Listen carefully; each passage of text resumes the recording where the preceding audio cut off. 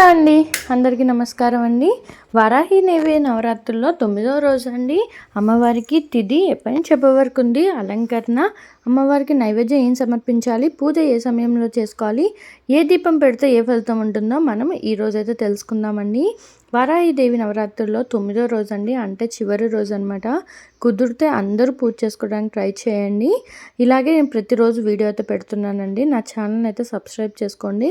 మీకు వీడియో నచ్చితే లైక్ చేయండి. వారాహి నవరాత్రుల్లో 9వ రోజు అండి, ఆషాఢ శుద్ధ నవమి తిథండి. ఆ రోజు 2025 జూన్ 3 గురువారం రోజున మధ్యాహ్నం 2:42 ప్రారంభమయ్యి జూలై 4 శుక్రవారం రోజున సాయంత్రం 4:25 వరకు అయితే ఉంటుందండి. రాత్రిపూట పూజ చేసుకున్న వాళ్ళకి జూలై 3 గురువారం రోజుతో అయిపోతుందండి. ఉదయం పూట పూజ చేసుకున్న వాళ్ళు జూలై 4 శుక్రవారం రోజు అయితే అవుతుంది అనమాట.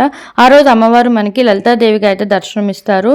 నైవేద్యంగా ఆ రోజు మనం పాయసంని నైవేద్యంగా సమర్పించాల్సి ఉంటుందండి.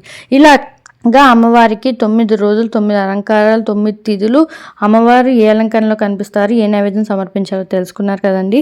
ఇలాగే పెట్టాలని ఏమీ లేదండి. మన దగ్గర ఉన్న పళ్ళతో అయినా సరే పెట్టి అమ్మవారికి పూజ అనేది చేసుకోవాల్సి ఉంటుంది.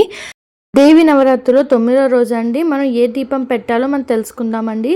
9వ రోజు పిండి దీపం అనమాట. ఇలాగ పిండి ప్రమిదలు చేసి దాంట్లో దీపారాధన చేసుకుంటే ఐశ్వర్యాలు కలుగుతాయండి. ఇలాగా మనము పిండి దీపాలు ఏ దేవాలయంలో కానీ ఏ దేవుడి దగ్గర పెట్టి పూజించుకుంటే చాలా మంచి ఫలితం అయితే ఉంటుంది. ఈ దేవి నవరాత్రుల్లో వారాహిదేవి నవరాత్రుల్లో 9వ రోజు అమ్మవారికి పిండి దీపాలు 5 ప్రమిదలు చేసుకొని ఇలా దీపారాధన చేసుకోవాలన్నమాట. ఇదండి ఈరోజు వీడియో. అంటే దేవి నవరాత్రుల్లో వారాహిదేవి నవరాత్రుల్లో అమ్మవారికి 9 రోజులు 9 అలంకారాలు 9 తిథి పూజ ఏ దీపం పెట్టాలో తెలుసుకున్నారు కదండి.